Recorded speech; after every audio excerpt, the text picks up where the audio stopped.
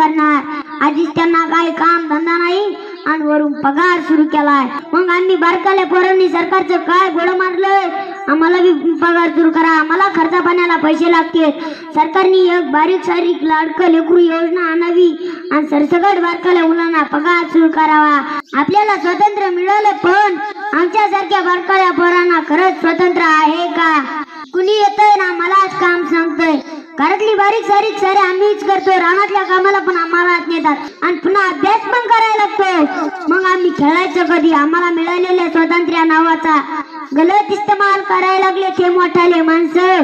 आला श्रावण श्रावण दारी हिरवाईचं तोरण।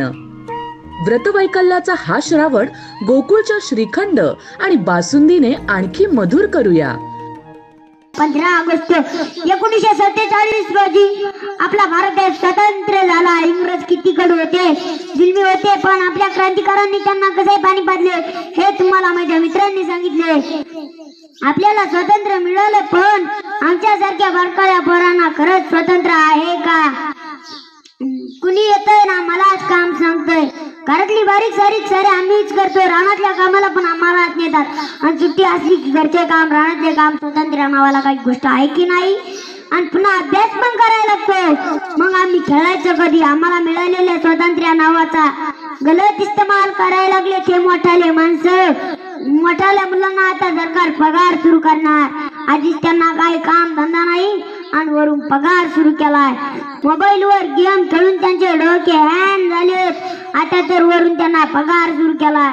मग तर ते रानात बी काम करणार नाही, फुगिरी मारत गावात बोंब थिंडतात। मग आम्ही बारकाल्या पोरांनी सरकारचं काय गोड मारलंय, आम्हाला बी पगार सुरू करा, आम्हाला खर्चा पाण्याला पैसे लागतील। सरकारने एक बारीक सारीक लाडकं लेकरू योजना आणावी आणि सरसकट बारकाल्या मुलांना पगार सुरू करावा।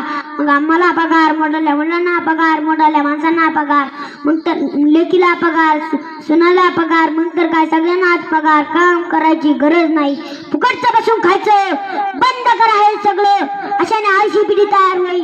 मग पुन्हा इंग्रज येऊन तुम्हाला गुलाम करतील। मग का जर इंग्रज आले ते तुम्हाला एवढे आळशी लोक कसे झाले समजतील?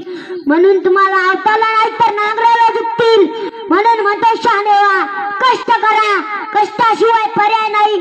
या जगात आई बाबाच्या प्रेमाशिवाय काहीच फुकट मिळत नाही। एवढं बोलून मी माझ्या अनमोल विचार थांबवतो। जय हिंद, जय भारत। अशाच नवनवीन अपडेट पाहण्यासाठी आमच्या KK न्यूज चॅनेलला सबस्क्राईब करा।